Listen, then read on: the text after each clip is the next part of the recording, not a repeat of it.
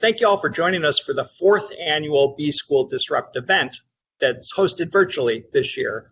Every year, we bring together the entrepreneurial communities of the host schools, Wharton, Stanford, and Haas, to hear ventures from each school, pitch investor and have investor judges share their feedback. We're really excited to welcome and connect alumni and friends from Wharton, Stanford GSB, and Berkeley Haas's entrepreneurial communities. So here's how the program will work. The event features short pitches from alumni teams who are working on innovative ventures. They're inspired by or relevant to COVID-19, reminding us that crisis breeds innovation and opportunity.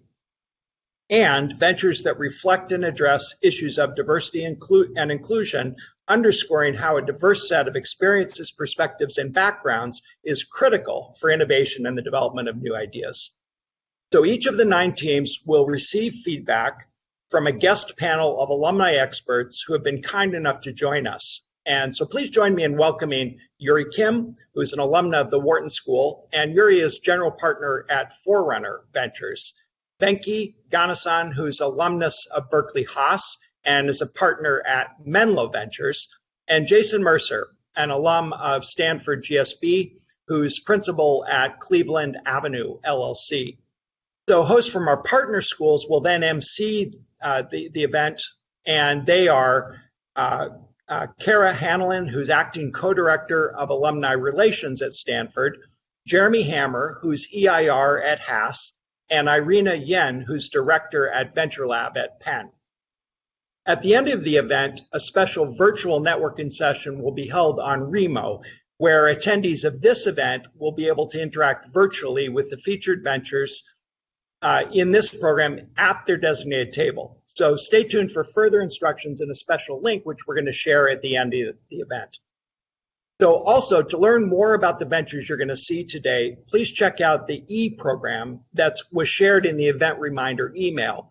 There you'll find personal and company contact information and venture descriptions that can be found there should you wish to connect. Finally, I want to thank the Wharton events team who made this all happen, Ali Kranzler, Sarah Rodriguez, and also Allison Grant. And now I'm going to turn the program over to Irina Yen, who's director at Venture Lab. Irina, take it away. Great, thanks, Carl. So welcome, everybody.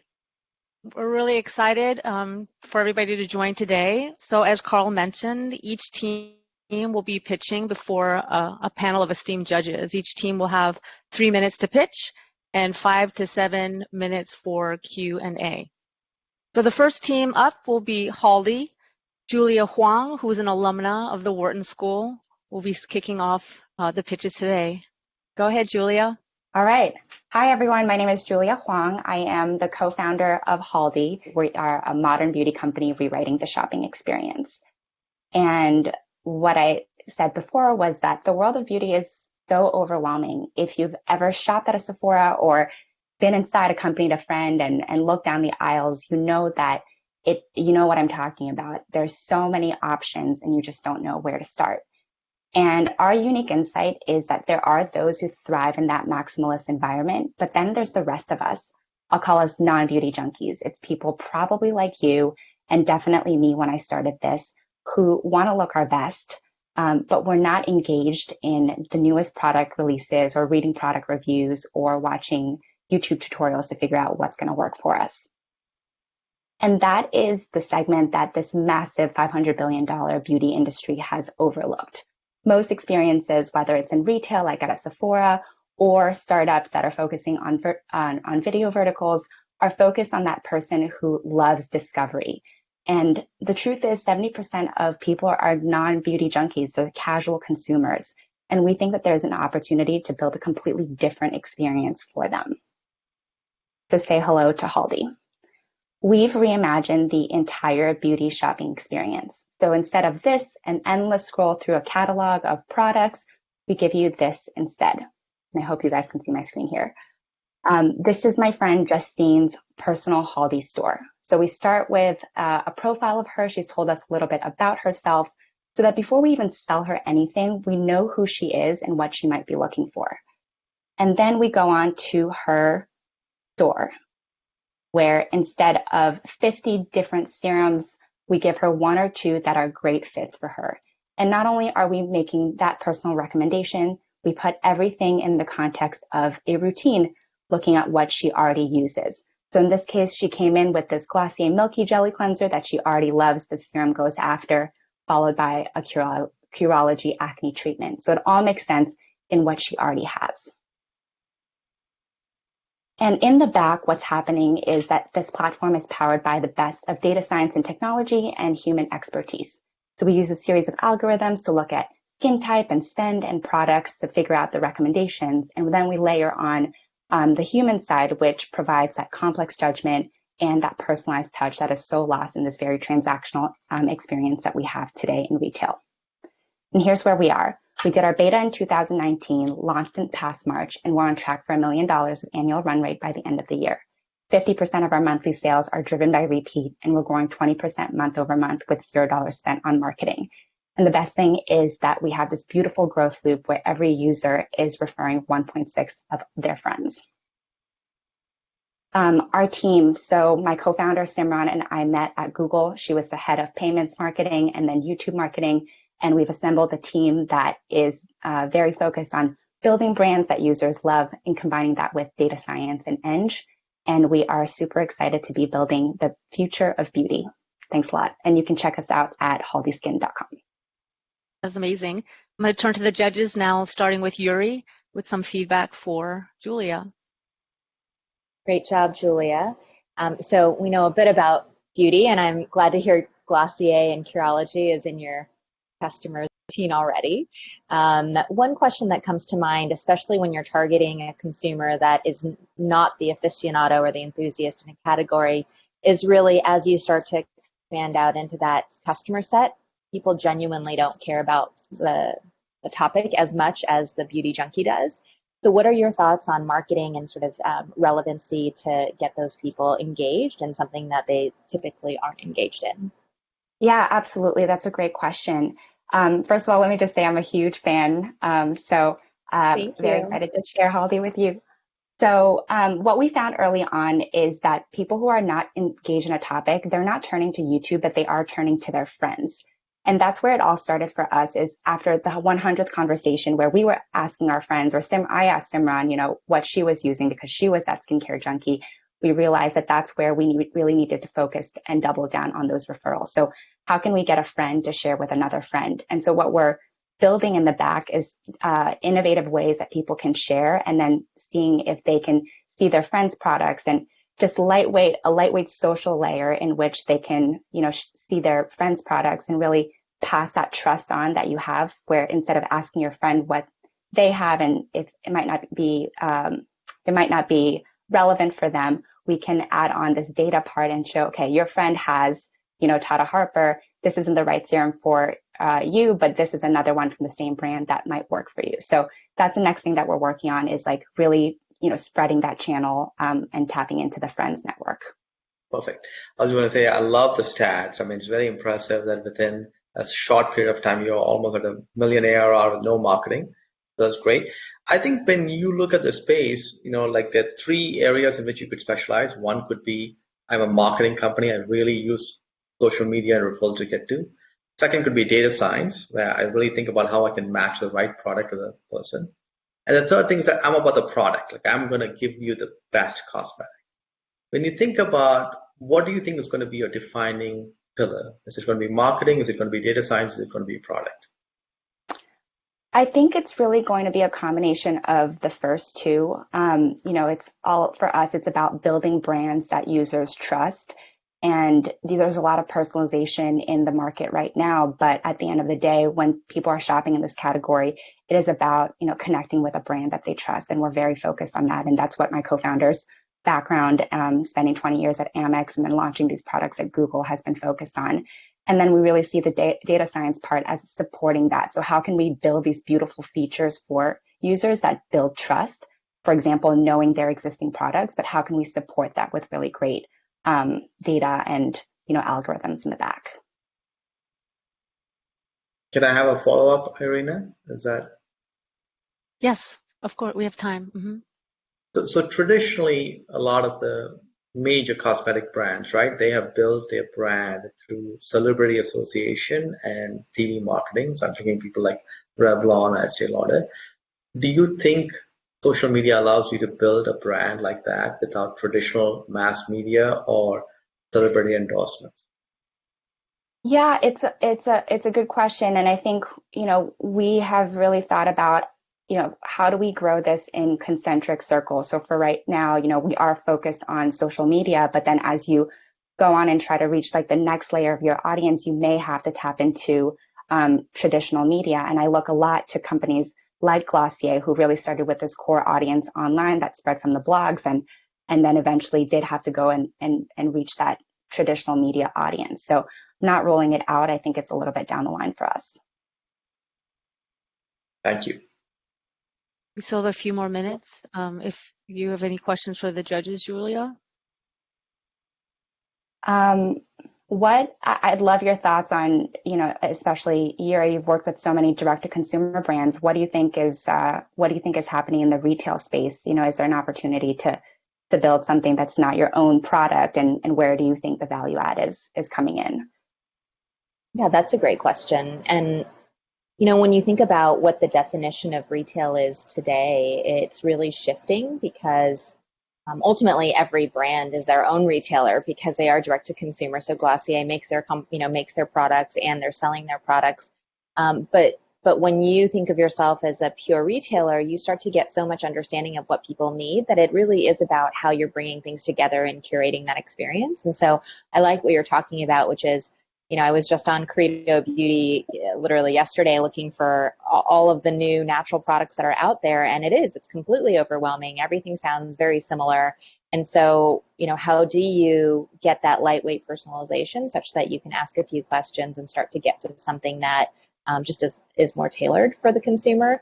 That said, you have to just look at your business model, and over time, the repeat rate stat that you had is actually really great as well. Like if you're able to get the repeat rate on your platform, that's awesome. But if they find out about products that they like on your platform and they get it cheaper at Sephora, you're going to lose that customer. It's not going to be economically viable for you. So just really ensuring that as a retailer, you understand how do you keep people in your system to continue to build that relationship over time. And then pretty soon you're going to find out that you probably know more information about your customer than anybody else. And so it wouldn't be a stretch of the imagination for you to create your own products over time.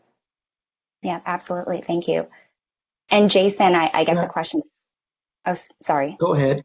Please go ahead. I had a question, but I'll let you go for it. No. Go for it.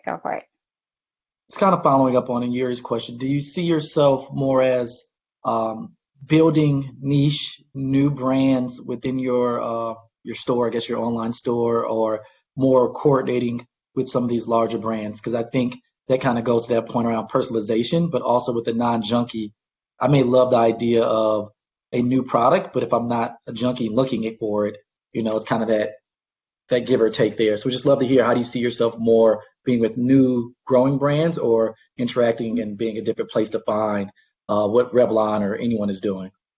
Okay, yeah, I think about less than a minute, Julia. Okay. Sure. I think that mix is really, really important. It was really important for us to have about 30% of brands that people will recognize. So, Drunk Elephant was this huge, fast-growing brand. Sorry, Drunk Elephant was not the right example. Sunday Rally was this big example of a brand that people recognize and we wanted to have in our portfolio. But at the same time, we wanted to introduce these niche brands and be on the lookout so that they can have some element of discovery. So that mix is really important for us to be able to win trust with brands that people recognize while at the same time introducing these new elements. Okay, great. And that's time. Thank you very much, Julia Huang from Haldi. All right. So next up, we have Dispatch Goods, Lindsay Hole and Maya Techley from Haas. So I'm Lindsay. I'm the CEO and founder of Dispatch Goods. And we know that sustainably marketed products have been driving over half of all growth across CPGs in the past 5 years. But why is that, and who is it?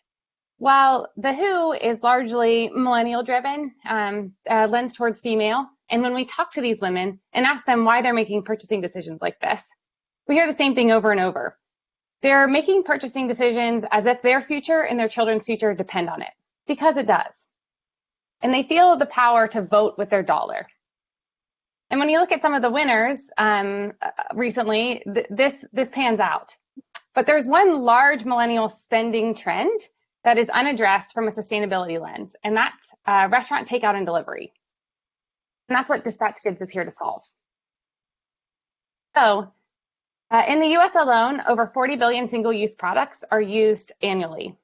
This is incredibly expensive for restaurants as well as municipalities and waste management companies. And mind you, this is pre-COVID. It's been estimated that there's a 250 to 300% rise in single-use packaging since the onset of the pandemic. It's startling. But what if there was another option? What if instead of getting your takeout in all of this plastic, you could instead get it in a reusable thermal bag and reusable containers so that the whole process is easy and delightful? That's what we're building at Dispatch Goods. I formerly ran Surfrider's Ocean Friendly Restaurants program, where I helped restaurants transition to more sustainable practices. But I soon found that there was not a truly sustainable option for restaurants that do a high volume of takeout and delivery. So I decided to go back to school and solve this problem. I soon met Maya, who was running the West Coast Partnerships team at Caviar and later DoorDash, and we teamed up to solve this problem. We have a really strong technical team to support us as well. So how does Dispatch Goods work? Well, we integrate directly into the checkout process. So next time you're ordering Thai from your local restaurant takeout, you'll see a reusable option. We've also integrated with DoorDash starting in mid-September for a pilot. This notifies the restaurant to package your containers or your food in reusable bag and reusable containers like these. We communicate with you via text on which day we'll be collecting in your neighborhood. And on that day, you simply put out your bag in your containers and we come collect, similar to Amazon returns or really curbside recycling. So Dispatch Goods is a reverse logistics company. We are the missing link to the circular economy. Essentially, we create the logistics for collection, washing, and redistribution of reusable goods.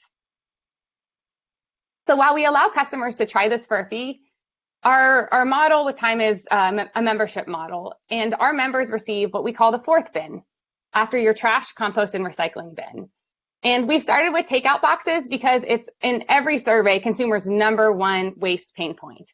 But over time, we can stack markets, meaning we're talking to grocery delivery services about adding their gel packs to the fourth bin, as well as even makeup companies that are looking at reusable packaging options so that they can be completely circular. We've been adding oh, okay. We'll just switch. You can fill the Q&A maybe to finish up with. So sure. Jason and Venki are on deck to provide some feedback. So we'll start with Jason. Sure. Thank you for this. Would love to try to get to more of the presentation, but love the idea, love what's going on. I think from a mixture of balancing an addressable issue to, I guess, revenue and profitability, would just love to learn more about that because I think this is a true issue, a true problem. But just wondering, is the supply chain or the reverse supply chain just that expensive to execute? Yeah, it's one of the reasons we really look at stacking markets. So essentially what we need is for customers to order 1.7 times between collections for our model to work at scale, which really isn't a tall order if we're collecting every other week. And with that subscription model of $20 a month, we come every other week for collection. So people that are ordering takeout once a week, they easily fill that. And as far as the density, without any marketing, we have already been capturing about 10% of takeout and delivery orders from our restaurant partners, which beats Impossible Meat, it beats vegan options, it beats gluten-free options. So the market size is enormous, which allows us to create the density needed for this to really work out. Quick follow-up question on that. Sure. $20, is that does the restaurant pay that or the person themselves or a little bit of both? So the customer pays that. The restaurant also pays between 25 and 30 cents or 25 and 50 cents per container. We try to do an even trade with their single-use containers. And then we actually have our own platform as well where our members have started to order from, and we take 8% commission from those orders. So our monthly revenue is around $28 for those members. $8 from the restaurant, $20 from the customer. Great. Thanks, Jason. Venki? So first of all, I love the idea. I think it plays into a lot of important needs people have, including a feeling that they are playing their part in saving the planet. So that's great. I think Jason is absolutely right. This is all about the unit economics of your reverse logistics. Like that's going to come down to what is the density, where is the density of your consumers? How quickly can you make this? Now, the good news is you can plan and organize when you're going to go and pick up the items. And then it's also like, what is the operating cost of cleaning it, reusing it? How long, what's the capital cost of getting it? And so I know we didn't get a chance to see all the slides, but my sense is it's those details are going to make or break this investment. And you want to really show at granularity, what is the cost to get? How long can you use it? What's the replacement cycle? How many times is the density? How much are you going to pay? And we don't have time to go all of that. But I think if you can show that, I think this will be a really interesting opportunity. And I think restaurants over time will offer this as an added benefit because it allows them to also be on the right side of history. Yeah, I agree. We pay we're maniacally focused on the unit economics. In fact, we do neighborhood by neighborhood approach, which was basically the advice of DoorDash. They started block by block to create the density that they needed in new neighborhoods, and density matters, and the amount of restaurants we have in a neighborhood matters. So we focus right now on Soma and the Mission, and then we'll be launching in Alameda as well as the kind of 3 early neighborhoods that we've identified to create the density needed to show how this works in a small market and how it'll scale. Can I just and a question? Go ahead, please. I was just going to say the other thing that's very important here is that if you can get restaurants to promote it, because marketing cost, if you can avoid the marketing cost being driven by you making the choice, but them promoting this as an added benefit of what they can do for the environment, and you can show that, that'll dramatically also change the economics of the business because you don't want to spend marketing costs to acquire people. Sorry, Jason. Yeah. So I guess my question is going to be around, I think, unfortunately, millennials, we say we want a lot of things, but may not pay for it. So that $20 for someone paying it, I get sick of all the one delivery things, but I'm not sure I'd pay to do that. So I just wonder if you have any research or any thoughts on that and that point. Yeah, so this is a marketplace in many ways because we have to get the restaurants and the consumers. So we've been focusing on the supply side. We did do a pilot over the summer where we were doing the delivery, and we asked 15 people when we were doing the delivery if they would become members and pay for it, and 14 out of 15 became members and paid for it when they had access to many restaurants because we were delivering all over the city. I came from Ohio, Pickerington, Ohio, and I look at curbside recycling collection as a model that is not that different from this. It's $20 a month. There's not policy that supports it. It's an individual decision. And yet over 50% of Ohioans pay for curbside recycling collection. And I looked and studied a lot at why that grew over time. And it had to do with basically marketing, the green bins, which is what they were in Ohio, going out on your curb, and then neighbor by neighbor, that spreads. And that's one of the reasons why we have this fourth bin, this visual that you can put out and start to see your neighbors collecting. And then you're the one that's, not green in your neighborhood if you're not participating. And I think that that'll be powerful. And I've seen that was powerful even in Pickerington, Ohio. Great. And that's time. Thank you very much, Lindsay and Maya and Dispatch Goods. Thank you. Thank you. All right, folks, next up, we have Medaptive Health, Eric Kroll and Clay Williams from Stanford. I'm Eric Kroll, Stanford MBA and co-founder at Medaptive Health, where we are transforming clinical trials and research. Clinical trials and studies are a massive and growing industry, but rife with problems, leading to dropouts, delays, and huge costs to the tune of up to 30% of participants that enroll who drop out, $50,000 to replace a single person, and $2.6 billion to bring a single drug to market. At Medaptive Health, we solve these problems by enabling healthcare organizations to remotely monitor and support participants while collecting data. This engagement reduces attrition, which reduces the need to recruit as many people and improves time and costs to get a drug to market. Clients get an out-of-the-box solution that's HIPAA compliant and works on all platforms. Effectively, they don't need to code, but instead create content, have their own branded apps for patient engagement.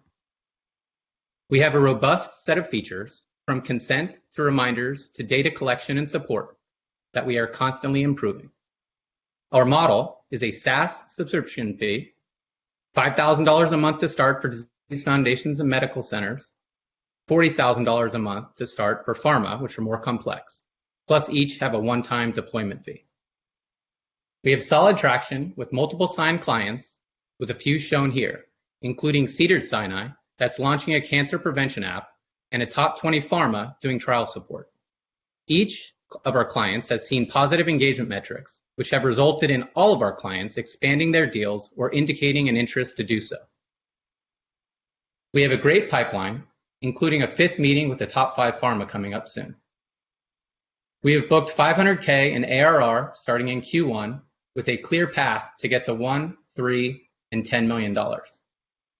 I'm very proud of our diverse team led by Clay Williams, who's a PhD computer scientist who built open source technology at IBM Watson Research and has participated in multiple trials himself, including one that saved his life. Maria Ebling is our CTO, who's a PhD computer scientist also from Watson. If you Google IBM Data Baby, you'll see some of her incredible work. Michael Rogan is a PhD behavioral neuroscientist who's a practicing psychologist and leads our patient engagement. Jeremy Block is a PhD biochemist and master's in public policy from Duke, who worked under Presidents Bush and Obama, as well as Mayor Bloomberg, and was an IRB chair at Mount Sinai. I, of course, am the runt Stanford MBA. We also have an expert set of business and medical advisors. We are raising a $3 million round to expand our sales and engineering. We already have commits from a VC and a family office with additional interest. In sum, we have an outstanding and diverse team, product market fit, satisfied and expanding clients and traction, and are ready to scale. Thank you. All righty. So Jason and Yuri will be leading the feedback for Adaptive Health. We'll start with Yuri. Thank you so much, Eric and Clay. This sounds very interesting and needed in the market. My question is, when you think about the actual distribution of the app, are you leaning on your clients, the pharma and the various research houses, to be scouting for their patients in the trials and then forcing them to basically use the app? Or is it something where you do a lot of the consumer marketing as well so that there's a larger pool of potential folks to participate in the trials? Yes, so this is Clay. We don't traditionally do recruitment. Most of the recruitment for the pharma companies is done externally, with one exception. When we do, we are running disease registries on our platform, and we have some recruitment features on those registries that are very patient-friendly that can help patients who enroll in a disease registry also find a suitable clinical trial. For instance, we're doing work with the Metastatic Breast Cancer Alliance, and that can be a pipeline into the pharma company from a registry. So that's one place where we are involved in recruitment. But the top 20 pharma, for instance, they want to launch a uniform version of our app and use it across all their trials for patient engagement and data collection. Yeah, I mean, clearly that's a very at-scale way to just get to hundreds of thousands of patients in a trial, because they're coming from already, folks that are being recruited into these tests. But it just leads me to believe that, my mother's has cancer, and so many times we wanted to sign her up for some list to know if there was new treatment being, happening, but it required so much heavy lifting, and we just couldn't really keep up with it. And so if there is a very light touch way to just get that information, I think that you'd be serving both sides of the marketplace in a really a seamless way. Let me tell you about that in 2 sentences. So people who join one of our cancer registries, once they fill out the information, every night we match them. We look to see if they're matches to new trials. And if they are, in the morning, they get a notification. That's amazing. So it is sort of that lightweight model where, you do one set of work, and then from then on, you're made aware of anything you match to. Great. Jason? Sure, my question's also kind of on that recruitment piece, so I apologize, but in looking at another company in this space and just reading, seems like the recruiting for trials for people of color, Black, Hispanic, seems to be quite difficult. Just how are you trying to be part of that addressing, even if it's getting people to sign up for those chronic illness lists that you're meeting on? It just seems like, unfortunately, people that like me just have a lot less access to this, whether it's by choice or being marketed to or whatever you'd call it. So I'd love to hear you think about that component. Yeah, it's a really important question. The Moderna vaccine trial for COVID was just slowed down because they have not done sufficient recruiting in Black, Latino, and Native American populations. What we've done is first of all, you have to make sure that you offer parity across all platforms. You have to make sure that you can meet people where they are. Some people want to use the internet, some people want to use Android, some people want to use iOS. A lot of companies start with an iOS first approach, and you will lose large catchment, especially in the middle of the country, if you do that. The other thing we do is we partner. We've really tried to find disease foundations, which is one piece of our strategy, that have a focus on minority populations and their experience. So for instance, Metastatic Breast Cancer Alliance partners with 3 organizations: Sisters, which focuses on the Black community. There's Latina Vida, which focuses on Latinx people with breast cancer. And then they've also done some outreach into Native American populations.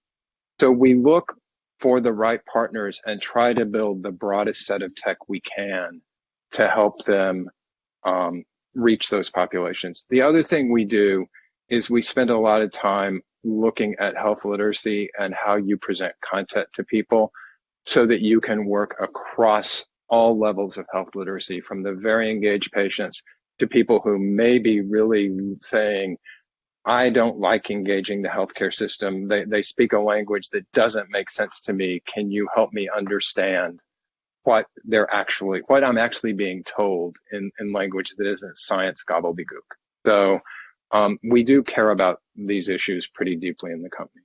We also have a caregiver app that works as well. So if someone can't access it, maybe they're too old or for whatever reason can't use an app, someone else can on their behalf. Yeah, that's important for also pediatric research. Right, we're at time. That's a very powerful discussion. Thank you very much for the feedback and the questions, which all of us were thought-provoking for all of us. Thank you. Right, next up, we'll have our next group of teams. My host partner, Kara Hanlon from Stanford, will be leading this group of teams. So I'll turn it over to Kara. Thanks so much, Irina. And again, as Irina mentioned, I'm Kara Hanlon. I'm acting co-director of alumni relations for the Stanford Graduate School of Business. And I just want to take a moment to say a huge thank you to the entire team at Wharton. What all of you can't see is just how many people are here behind the scenes working to make sure this event runs smoothly for all of you. So thank you so much to Wharton. I'm really excited to partner with both Wharton and Haas on this event. So I am thrilled to introduce our next 3 teams. Next up, we will hear from Felicity Johnson. She's a graduate of Wharton and will be presenting My Virtual Vet. She will also be joined later for Q&A by Brittany Fernside. So Felicity. Thanks so much. So excited to be here. So I'm Felicity Johnson, and I'm founder of My Virtual Vet, which is a marketplace that connects pet parents with veterinarians for video and chat appointments. When I was working in New York as a software engineer, my cat Tiffany was diagnosed with cancer, and I found it incredibly challenging juggling bringing her to her veterinary appointments that were scheduled for the middle of the day and my full-time job. I often wished that I could have connected with my veterinarian virtually, particularly for her follow-ups. But the option just didn't exist, so I decided to create My Virtual Vet to help other pet parents access veterinary care virtually when possible. Roughly $28.5 billion was spent on veterinary care in 2018, and pet parents are spending more at a faster pace every year. When surveyed, more than 50% of pet parents say that convenience is a top priority when selecting a veterinarian. And yet veterinary care is incredibly inconvenient. Pet parents often have to take time out of their workday to bring their pet to the vet. From the veterinarian... I'm sorry to cut you off, but if you're trying to go to different slides, we're not seeing anything other than My Virtual Vet first slide. I've got to share preferences, Felicity, so if you can try to go through it, then keep going. Okay. Yeah, I can just keep chatting. I can just keep speaking to it. So where was I? So veterinary care so from the veterinarian's perspective, more than 50% of veterinarians would say that they would not recommend becoming a veterinarian and pursuing a career in veterinarian care. And the reason why, in large part, this is because veterinarians are incredibly underpaid, with the average salary of only $92,000 a year. My Virtual Vet creates a new way for pet parents and veterinarians to access and provide veterinary care. For pet parents, they're able to view all of the veterinarians available on the platform and select the veterinarian that meets their needs. For veterinarians, they're able to decide when they're available to offer appointments through the platform to augment their income. COVID has presented a tremendous opportunity for telemedicine in the veterinary space, and this is due in large part because the FDA introduced new regulation that actually encourages veterinarians and pet parents to utilize telemedicine when possible.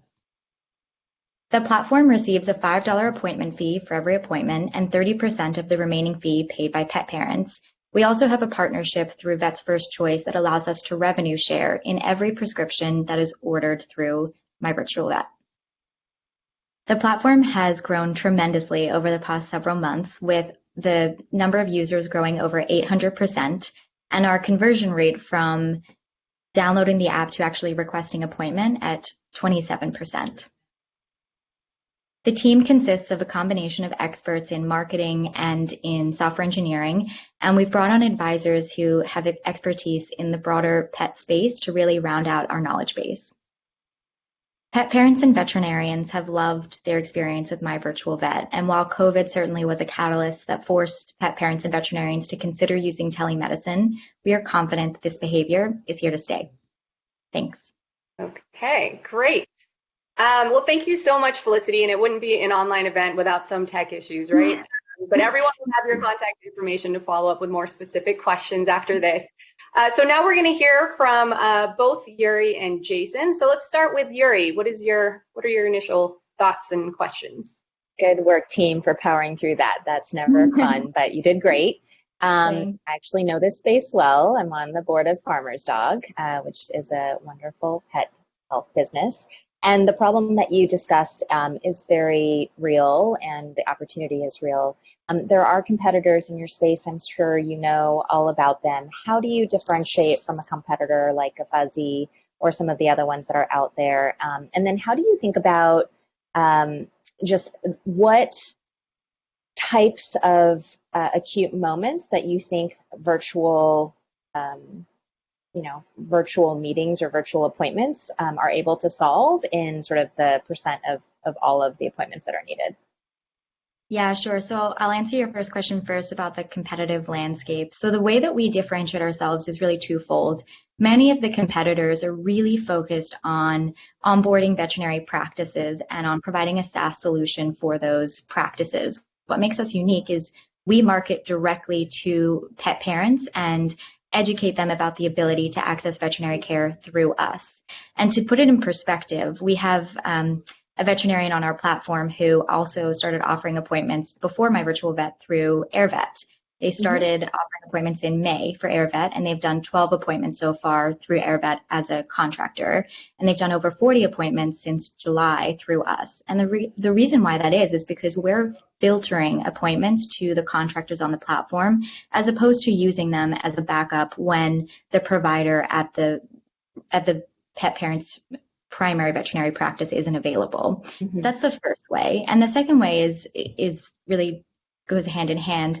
We're focusing on building out partnerships that allow us to license our software to pet businesses. And the idea being we can draw pet parents into our ecosystem by offering the ability to effectively white label our solution to pet food businesses or pet insurance companies so that they can offer to their clients within their ecosystem the ability to access veterinary care powered by My Virtual Vet. Great, thanks, Jason.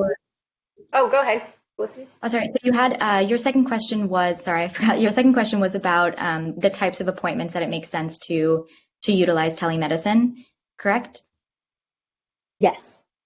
Cool. Yeah. So for the types of appointments, we see a lot of appointments, honestly, for allergies, derm issues. And Brittany, feel free to jump in more broadly, but a lot of it is also for triage and just asking asking us, is this important? Do I need to spend $125 to go into an emergency clinic tonight, or can I wait until tomorrow? And the value prop to pet parents is they can spend $30 for a chat appointment through us versus $125 by going into an emergency clinic. So if they don't need to go, they want to avoid it, which I don't blame them.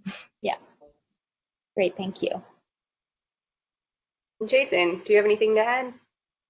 Sure, I would just love to hear more around how are you identifying the pet parents, what type of marketing you're using towards that. Not being a pet parent, don't know if this is a club I'm just not in, but would love to hear more about that.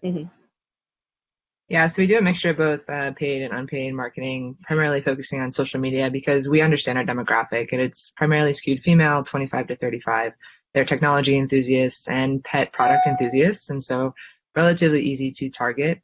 We have a list of states that, based on the regulatory environment, have enabled us to be a bit more direct with focusing on our marketing efforts there. And so that's 14 states right now where we have contract veterinarians on the platform that are licensed in those states to assist with telemedicine appointments and prescription.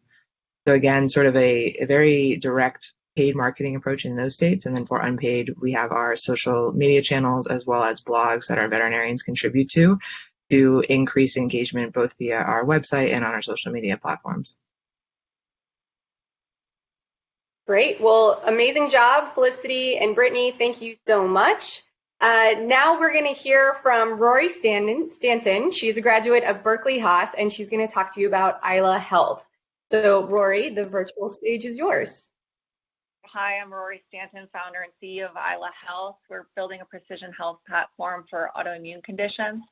About 7 years ago, my cousin Shannon was diagnosed with a rare autoimmune condition after spending years trying to get a diagnosis. What's not surprising, or what is quite surprising, is that 1 in 6 Americans is actually living with an autoimmune disease today, and that's roughly 50 million Americans. When you look at that in aggregate, it's more prevalent than diabetes and cancer combined. So compared to cardiovascular disease, diabetes, autoimmune is kind of this largely unmanaged epidemic that we're experiencing in the United States. And it has higher annual cost per member per year. There was an average per member per year cost in healthcare expenses around $5,800. But when you're looking at autoimmune conditions, that can be anywhere from 5 to 25 times higher, depending on the severity of flares and the management of that chronic disease. When you put that in context with diabetes and cardiovascular disease, it's as high, if not higher. So again, really kind of a largely unmanaged, complex chronic condition. And there's not a lot of solutions in the marketplace to kind of tackle these kinds of chronic conditions. The overall market size for the U.S. chronic illness market is $3 trillion annually. And when you look at the direct costs spent on just 5 of the 80 autoimmune conditions, there's $100 billion spent on this market annually. And we believe we can carve out around $7 billion of that by delivering remote care through remote patient monitoring and kind of this precision health platform we're building. The reason why there's so much spent on these complex chronic conditions is the lack of understanding around kind of the unique presentation of symptoms within autoimmune. There's a growing physician shortage. There's a shortage of rheumatologists who can treat these kinds of conditions, and there's a lot of fragmentation in specialty care. So data is not actually transferred from one specialist to the next, as these patients are actually going from provider to try and get answers, but none of that data is translating across. So our solution is really to build kind of a multifactorial application to bring in data across lab, treatment, clinical history, genetic, biophysiological, lifestyle, and social determinant data to help generate personalized insights about patient care and enable remote care for these kinds of chronic conditions at scale.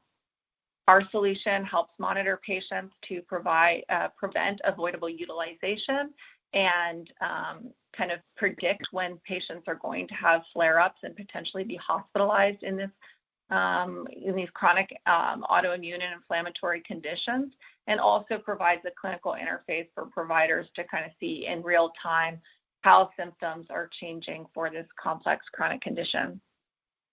Our market opportunity, we're first focused on the value-based care market, and we're going to be monetizing through a revenue share model based on getting remote patient monitoring fees reimbursed from different providers that we're partnering with.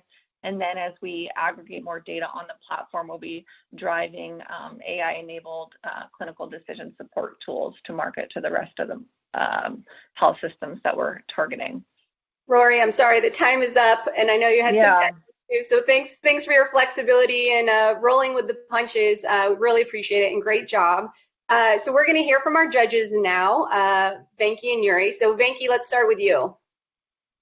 So Rory, I did get to see your presentation ahead of time, so I see your slides. Okay. And so I want to tell you that really big problem. Completely agree with you that this is one of the big unsolved issues in medical care.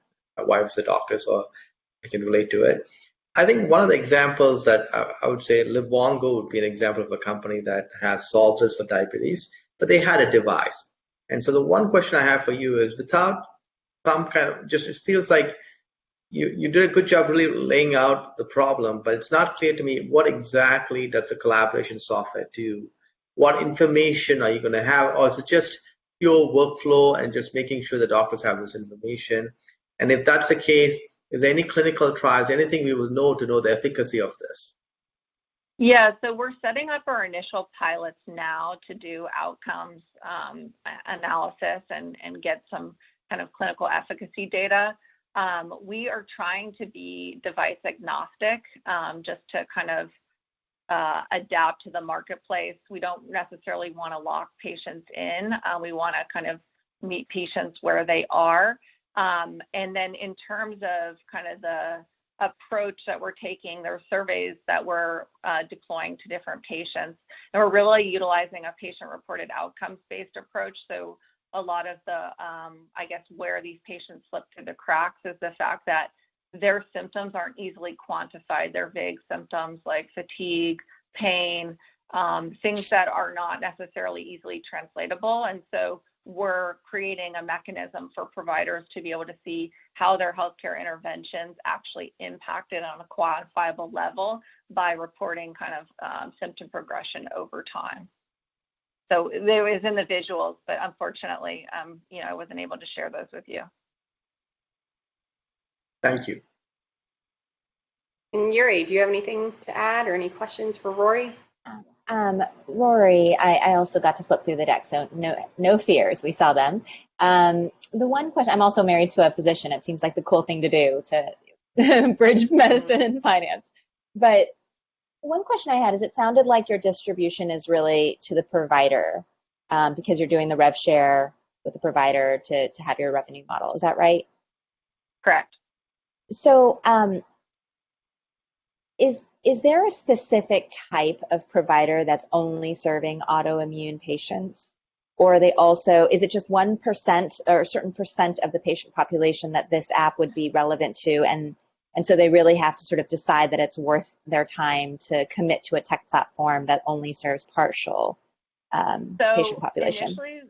Initially we're targeting rheumatologists because they see a lot of different autoimmune conditions come through. We're also have been reaching out to population health teams at health systems. We've built the platform to be fairly flexible. So we're first kind of focusing on these chronic inflammatory conditions that focus on autoimmune, but it can largely be kind of scaled to other health conditions as well. The technology is flexible to be able to go into other health conditions as we kind of expand. So it could end up in primary care. I think ideally that's where we'd like it to exist. But, we're starting to kind of carve out our niche in just the autoimmune space. And is there a higher reimbursement rate or any sort of monetary inflection point for the provider if they do have higher success with their patient population? Yeah, so for specific conditions, there's like a risk-adjusted fee model where if you're managing a patient, so in the value-based care system, if you're managing a patient more efficiently and able to kind of manage the total cost of care at a lower cost for a specific condition area, there are financial incentives to do that. So that's kind of how we're helping providers be able to deliver kind of on the promise of value-based care and ultimately, be able to get higher reimbursement, specifically for remote patient monitoring and complex chronic condition management. These are kind of two CPT codes that would directly apply. That makes sense. I think that would be powerful in your sales process to be able to show that it's a fee that they're paying per patient, but they're also getting hopefully more back in the end. Exactly. I think it's so important. Thank you. Great. Thank you.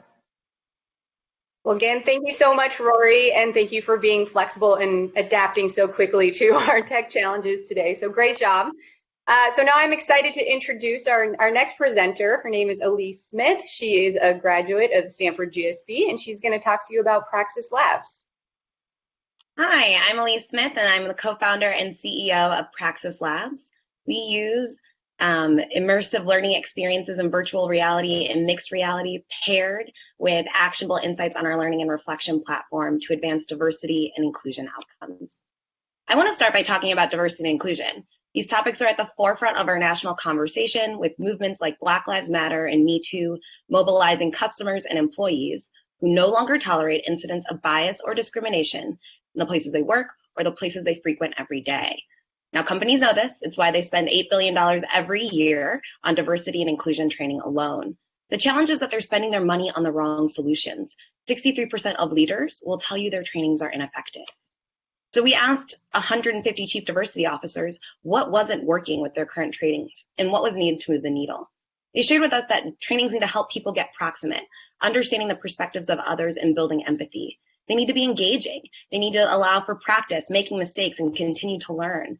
It needs to be consistent and scalable for global organizations, and it needs to be efficacious. We need to measure attitudes, mindsets, and behaviors and link them to real outcomes, not just the number of people who went through the training and how valuable they thought it was.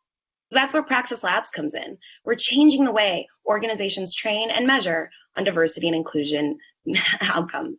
Now, we are going to market as a B2B SaaS-based company, and we're targeting that $1.6 billion initially that companies spend on external D&I training. And our learning modules are 30 minutes long, pairing immersive learning experiences with our learning and reflection platform. Essentially, we let people take on different backgrounds, identities, perspectives on their own, go through workplace narratives where they experience an incident of bias or discrimination, and then practice responding to it in the moment. They then transition to our learning platform where they're guided through a reflection on the decisions they made. They are served up language content definitions for the patterns of bias they saw in VR, how they show up in real life, and asked if they've seen those in their own workplace. We ladder up all of that data to provide actionable insights to both the learner and the organization to have a real impact. We've proven this model with Fortune 1000 companies and paid pilots with companies like Google, Target, Amazon, and eBay, and over 500 employees have found our learning experiences engaging and effective. We're taking these learnings and launching our flagship Conscious Leadership curriculum 3 ways across multiple deployment methodologies, meeting employees where they are on demand or remote. I know my team is the right team to bring this solution to market. We've worked at IBM Watson and NASA on building learning experiences. We've worked as diversity and inclusion researchers in PhD departments and practitioners in the field. Some of our immersive experiences have even premiered at Tribeca Film Festival in Sundance. Beyond that, a lot of us are people of color. We recognize that workplaces can be better.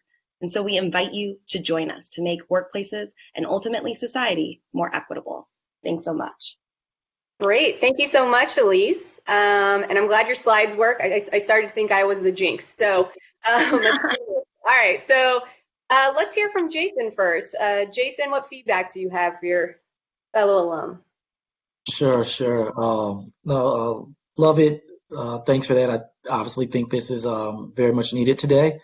And I guess that's got to be around my question is, this is, being, I guess, won't call it a call center, but, it's not generating revenue. So how are you showing and really proving out that value to businesses? Because I think, unfortunately, there's government, we see the president who may actually question whether this is needed. So if I'm a business owner and I've been trying, this is failing, how do you show me the value that's really coming from it? Yeah, thank you so much for that question, Jason. I think what we found with trainings of current trainings and trainings in the past is that they haven't been able to provide an ROI, partially because they aren't measuring and collecting data and providing insights and actionable interventions for companies or individuals. And so our ability to actually measure the learning, measuring growth and empathy, measuring actions taken, as well as providing workplaces with potential organizational hotspots of where their culture could be improved, we're able to provide that ROI. We're able to ultimately link that to retention of underrepresented talent and, quite frankly, all talent. We know that most talent wants to work in diverse and inclusive workspaces. We know that we can better work across difference. We'll be more productive, creative, innovative if we have a diverse workforce. And so really linking that ROI from our learning to those outcomes companies do care about. And if I can ask one more question, I hope it's quicker. Are you seeing companies more use it as a one-off or recurring revenue that they may do this training for every incoming class, or is it more like a one-time thing? Yeah, so we go to market as a SaaS-based company. We don't do one-off trainings. We're a year-long, multi-year-long training curriculum. It's a learning journey. Yeah. We believe that it has to be continuous and reinforced learning. Thank you. And thank you. What do you have to add? Well, first of all, I want to say I love the energy and passion. Like, so much of entrepreneurship is about, do you feel that the entrepreneur really cares about this issue? And it's just a mission, not just a way to make money. And I just felt that from that. So I want to commend you and your team for that kind of passion. I guess my question would be like, have you done any data to show that virtual VR module helps people improve? Like, is there any way to show that training this way is going to improve outcomes better than past trainings? And I would point you to one business that's going to go public soon called Know Before. It's a fishing training company it's got over 100 million in ARR. It's going to be worth 2 to 3 billion. So clearly, that's an example of a training company that can be. And I think if you can figure out how to quantify it, I think you will have much better, because I think a lot of people are going to try you. But if they're going to pay for it year after year, they would want to see consistent, some sort of validation that they're making progress on inclusion and diversity. Thank you. And I'm sorry, I might have missed the question. Wait. The question is, do you have just any data on the efficacy of the VR training versus regular training? Any kind of studies that you can point to? Yeah, so there's a whole research literature on how learning in VR works. And so there's research that shows when you're in VR, you respond physiologically as if it's you. Your skin actually sends off reactants as if you're going to be touched in real life as it does in VR. There's research studies that show you retain learning content better in VR than other learning mediums, as well as storing memories more similarly to as if they're your own. So it's a unique power of this medium to take on a different perspective and really practice perspective taking and practice making decisions and practice action taking. I would also say that our early pilot efficacy data shows that we're directionally having the impact we want. We saw growth in empathetic language. We saw growth in comfort identifying and responding to incidents of bias. And so we're definitely right on our way to prove that efficacy and that impact to our clients. Thank you. Thank you. Great. Well, thank you so much, Elise. And I just want to remind all of you that you'll be able to connect with all of our teams right after this at their virtual table. So hold on to your notes and questions and feedback for them. So now I'm going to pass the moderator baton on to my colleague from Berkeley Haas, Jeremy Hammer, who will introduce our next three teams. That's good. Yeah, as Kara said, I'm coming to you from Berkeley Haas, and I'm excited to share the next and final three teams that we have presenting today. Kicking things off will be Waleed and Wayne from Wharton presenting MyNurse.ai. Great. Well, hello, everyone. My name is Waleed. And I'm Wayne.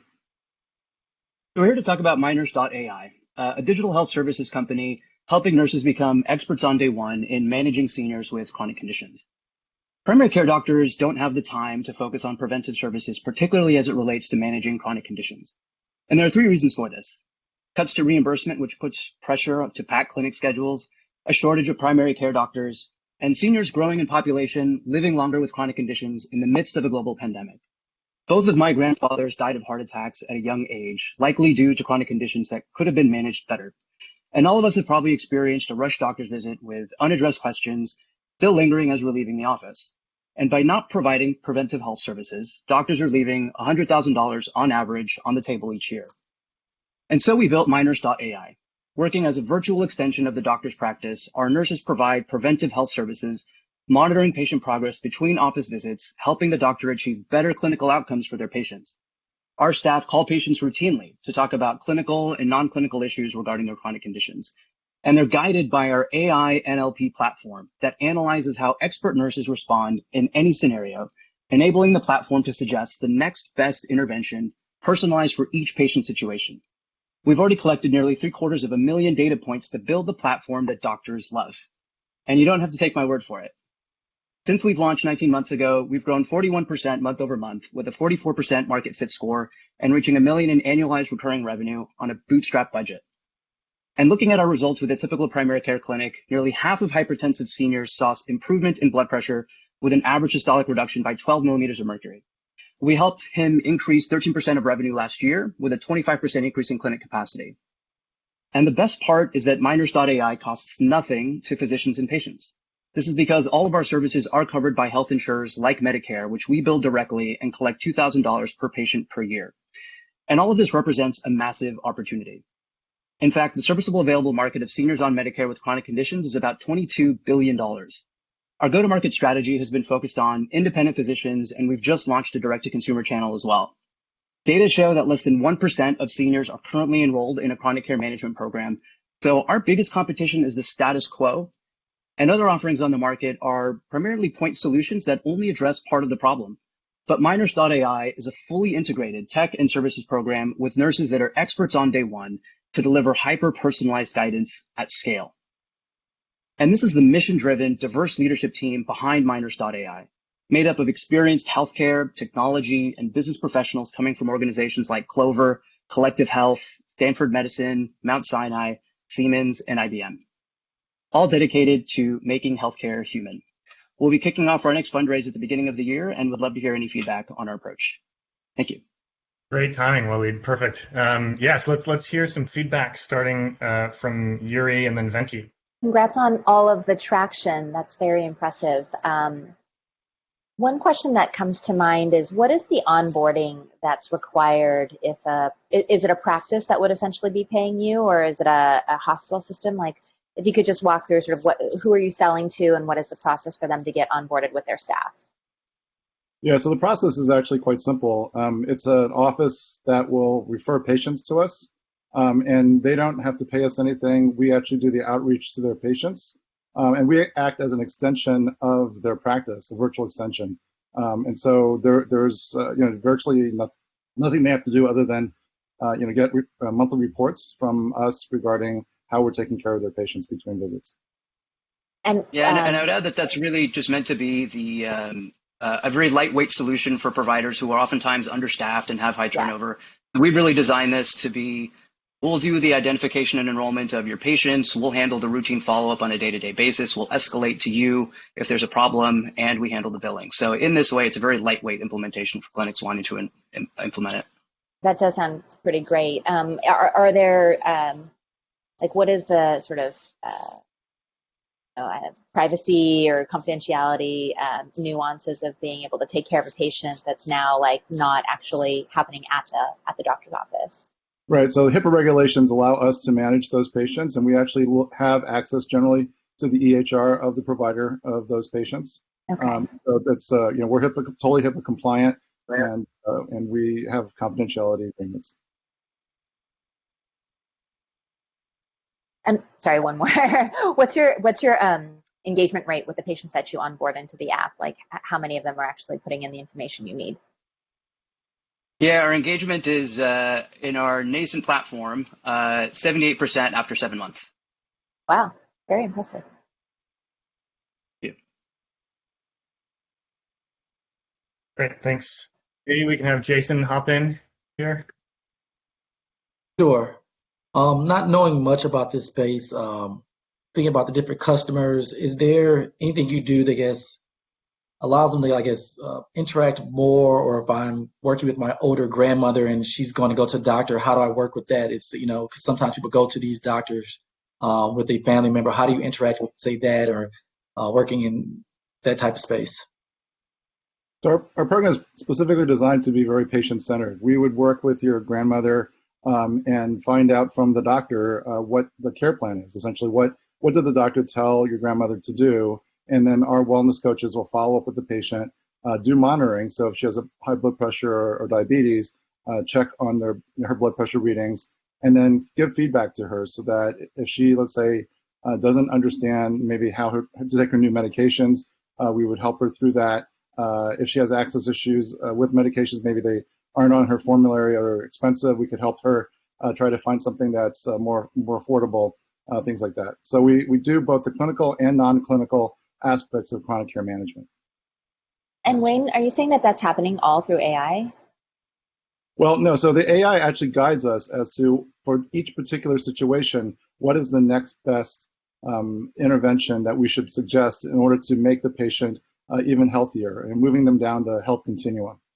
So we, as Wally mentioned, over 750,000 interactions, and we know the results of all these interventions because we have the biometric follow-up for each of these things. So whether it's a nutritional intervention or whether it's a suggestion on how to make you more your medication more adherent, those are the kinds of things that we track with our AI, and we are able to surface to the wellness coach as we're talking to the patient. And another thing I would add, just to go back to Jason's question, about 60%, around 60% of our members are actually supported by a family member, whether that's their spouse or their grandkids or anybody there to help them out. So we actually interact with them on a regular basis as well, and that's part of our support structure. Is if they have people in their lives that are their actual caretakers, we'll interact with them on a regular basis as needed. Gotcha. No, that's helpful. That's kind of probably more as my direct question was, how do you work with another person that isn't the direct patient? Yep. Thank you. Awesome. Thanks. And that's time. So great work. Great work, Miners. Let's move on to team 2. We have Olaseni and Ken from Berkeley Haas presenting Carpe Med. Good afternoon. My name is Olaseni Bello, and I'm the CEO and co-founder of Carpe Med. I'm also a second-year MBA here at Haas and a New York licensed attorney and a combat veteran. In 2015, my fiance and I went to Tanzania. What was supposed to be the trip of a lifetime took a sharp turn. 3 days into the trip, she became intensely ill due to some mosquito bites. We sought medical care locally, but were unable to find any competent care. We cut our trip short and went back to Germany. Right from the airport, we went to another doctor. This doctor exhibited quite a bit of bias, didn't ask the right questions, was very dismissive. Again, we left with no answers. We went home, and a couple hours later, I said, "How are you feeling?" And she said, "I feel like something is eating my brain." We rushed to the ER. And 2 spinal taps later, he was admitted to the hospital for 3.5 weeks and diagnosed with meningitis. One of the mosquitoes that bit her had the chikungunya virus, which could have been detected early enough. Now, this led to 2.5 years of follow-on medical care and bills. This leaves an indelible footprint on your mind when you see a loved one suffering and you can't do anything about it. When you're traveling overseas and don't speak the language, what do you do when you get sick or hurt? Where do the recommendations come from, and do you trust them with your health? Carpe Med is Travel Medical GPS, an international travel medical companion. We've solved the amazing mess of search and unknown quality of care. Our mobile application and platform provides, first, proprietary travel medical search to best-in-class, high-quality providers that speak your language. Second, we have a patent-pending safety travel companion that immediately calls local emergency services and notifies your emergency contacts. We also have shareable health records and medical directives, so you have all your information at a glance. Finally, we have updated COVID-19 resources that outline requirements and key info prior to arriving at your travel destination. Our core travelers travel 2 or more times per year, ages 25 through 44. Our market, our SOM is 48 million, which is comprised of the total U.S. overseas travelers, and our market opportunity is 45 million, almost 100% of that. Our business model is B2B, B2E, and monetizes via annual license, usage fees, and commission. We are weeks away from our closed beta and then pushing to pilot and full launch. Google search data shows encouraging signs of increased interest in tourism month over month, and Carpe Med is the safety net travelers need. Competition. There are no direct competitors within the non-insurance travel medical space. The current solution for folks is web search and ERs, but those are your only options in your moment of need. Our team is globally distributed, comprised of 50 individuals with existing experience across tech, healthcare, and insurance. My co-founder and I lived through 9/11 and experienced the shift to new normals of air safety and security. What 9/11 did for airline safety is what COVID-19 is doing for travel, health, hygiene, and safety. Our mission is enabling travelers to travel confidently, ensuring medical access and safety, and minimizing the effect of travel illness, injury, misdiagnosis, and disparate treatment due to bias. Thank you for the opportunity to share, and we look forward to answering your questions. Great, thanks, Olusheni, for that. Well, then let's jump over to Jason then again. Sure. 2020 strikes again. No. Yeah. Really appreciate it. Great presentation, and thank you for your service. Was thinking about, you talk about that overall size of market.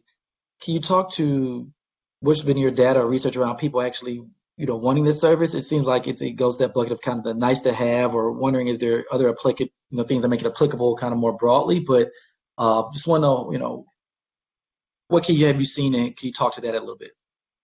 Absolutely, and I'll start and pass it over to my co-founder. First of all, we've done over 1,500 interviews and partnered with a Haas professor to do a lot of our market segmentation and surveys through Qualtrics.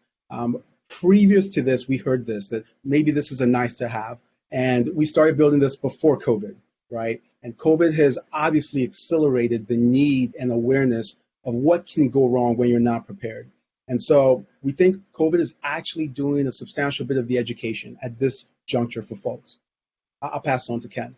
Yeah, if memory serves, and I hope everyone can hear me, I think we were at a good 85% of interest prior to COVID. And then post, we haven't done the data in terms of willingness to buy, but the fact that folks don't typically travel with medical coverage, and that's the sweet spot that we're aiming after, I think the acquisition rate and interest has only spiked as a result, which is to our benefit, but obviously not great overall in terms of the market. So that's where we see the market, and that's where we we can seek stronger levels of acquisition. Awesome. Yuri, are you able to jump in here with some? Possibly. Can you guys hear me? Yes. Okay, great. So clearly an amazing service to have when you're traveling. There's so many times I've worried of what would happen if I were abroad. How do you guys think about the most efficient way of getting that supply side onto the marketplace? Because certainly there are providers all around the world. Do you have to go and vet them? Do you have a application process where they self kind of onboard to be a part of this network? Sort of, how do you see getting that part up and running at scale? Yeah, thanks for the question. This is one of our favorite questions because this is our secret sauce, right? So it's going to be a combination. First things first, we're traveler first. So most travel medical providers like insurance are based around expanding their network, revenue billings, filling in missed appointments or open appointments. We are purely traveler first. Providers do not pay to be on our service. We vet it directly from hard data and soft data, all the way from machine learning AI through the web, all the way down to local and human review. And then our decision tree for the data is specific to each country and location because medical services are different in each countries and locations. Mm-hmm. So that's where we're doing all that work. And so as the end consumer, you guys just get to see that recommendation. So for example, in Mexico, there's about 2,500 providers from large to small cities. We've narrowed it down to 202 across 10 key medical practice types. So you're not going to have to deal with that maze and mess. Ken, we can't hear you anymore. I stopped. Yep. Another question. A follow-up question that I have, if we have time, is how are you thinking about different partnerships? I think about something, if I have my Amex Gold or Platinum, I would assume this is a perfect thing for me to have that added into my whatever I spend yearly and membership with them. Yeah, we would definitely welcome those types of introductions because that's one of the groups in our Strat partnership pursuit. We're starting with online travel agents, then hospitality, group travel booking, as well as corporate benefits management because we have that B2E angle. And then we close it off with modern medical, like your One Medicals, your Hims, your Hers, even Roman, and then your financial services, such as your Amexes, your Cities, large services, even fintech like Chime or whatnot. So we believe like-minded consumers in that space who are willing to pay more already for that comfort, security, and safety will do the same. So that's a really nice partnership that we hope to build.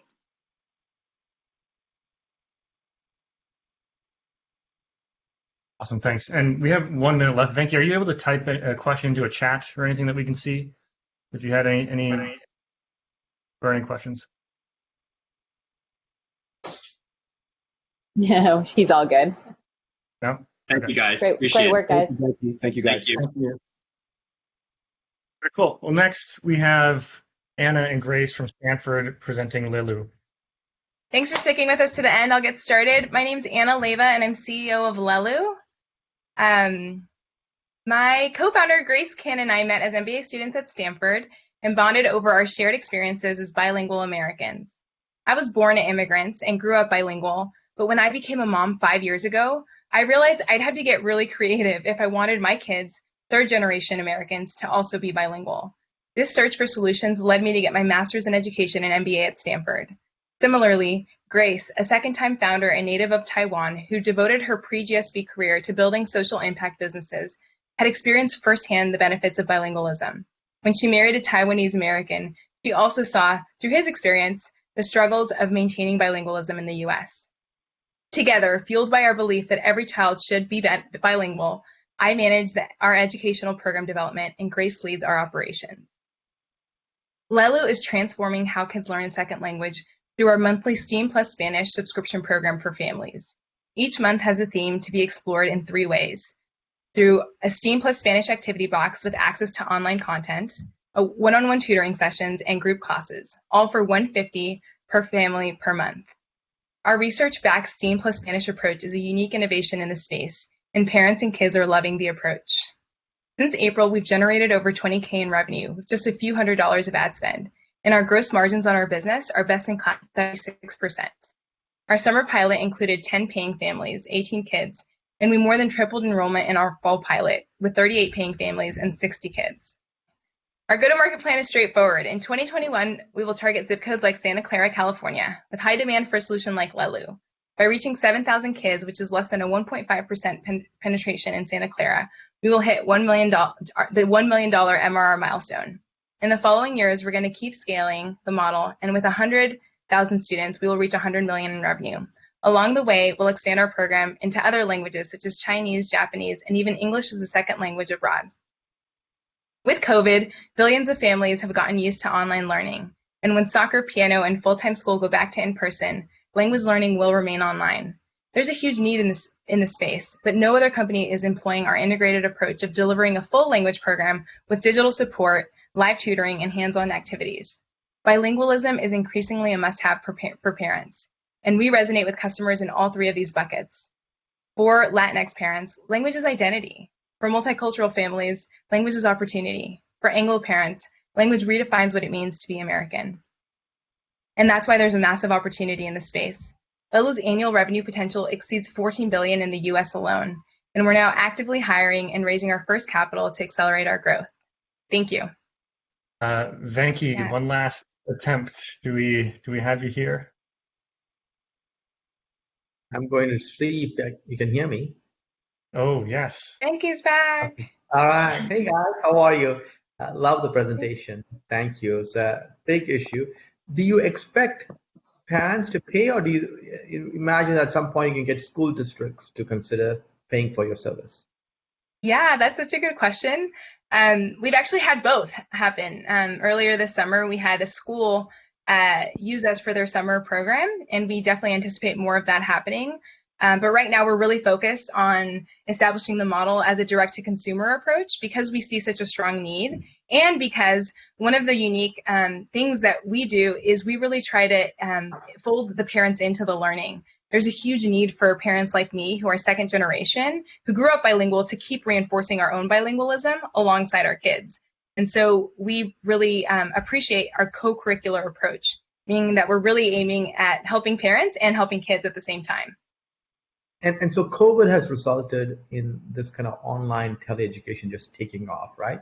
Which does mean that if you look at, and I haven't looked at this space, but I looked at tutoring companies, the cost for customer acquisition has really skyrocketed. So how do you break through the noise and acquire customers in a cost-effective way?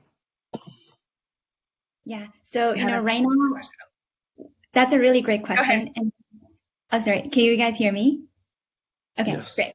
I think that's a really great question. Right now, we're still experimenting our CAC, but overall, it's actually very cost effective. It's under $90, so it's like less than 10% of our LTR. And we have a couple of customer acquisition channels. The first is customer referral. The word of mouth is really our biggest source of customer acquisition right now. So it's basically free for us, and our customers are really like brand ambassadors. They like broadcast our program on their social Instagrams, social media accounts. And the second thing will be paid digital campaigns. And right now we're still experimenting that, but I think overall it's pretty low cost for us. And another one is that we are trying to partner with pods, charter schools, and also other homeschool networks. So all these are our current customer acquisition channels, and we believe will be highly rely on customer referral and also like future partnering with like the homeschool networks. As well as just one thing I'll add there, Venki, is really reaching out to community organizations as well, because if you can think about just a community that we're starting with Spanish, wanting to expand into other languages. But if you just think about Spanish, there's a huge interest and demand for Spanish to stay around generation after generation. And so there are a lot of community organizations that also really want to connect families with companies like ours. So there are so many different avenues for us to reach customers, which we're really excited about. Thank you. It's nice to be back. I know, those are great questions. So glad you are back. Awesome, thanks. Jason, do you have anything? Sure. How are you thinking about it from a, I guess, socioeconomic perspective, especially in the Latin community? Here in Chicago, we have, plenty of Latin communities, but often lower socioeconomic. So for folks where it's a large amount of time for the parent between work and doing the curriculum, the cost, how do you think about that component of immigrant populations and their percentage that can either afford or maybe have the time for your service as opposed to not being able to? Such a good question. I myself was a scholarship kid and often think about how my parents would have approached a solution like this. We value this so much. We actually incorporated it as a PBC, and we did that so that we could also attract grant funds and subsidize our program for families that are lower income but could also benefit from Lilu. And we want to be very mindful about serving those communities. One thing we learned through an accelerator we did at Stanford called Launchpad is that it's important to iterate with folks that have the highest willingness to pay. And once you iterate and have established a really strong model, then you can kind of, break down the wall and even lower price points, offer different tiered pricing. We're thinking about all of these pieces because it really, what you're saying is so near and dear to our hearts. And we want to be very mindful of it. So thank you for the question. We're really excited to serve every American child eventually, because really our mission is that every American kid can be bilingual. So not just kids in the Latinx community, but every American child. And we know that we need to make it more accessible to do that. Great points. Well, thank you so much, judges. Thanks, Lilu team, and good job to Group 3 and to everyone else that presented. I'm going to hand things over to Irina now for some closing remarks. So thank you very much for everybody for joining us for the pitch portion of the program. We're going to continue with networking on Remo. Thank you very much.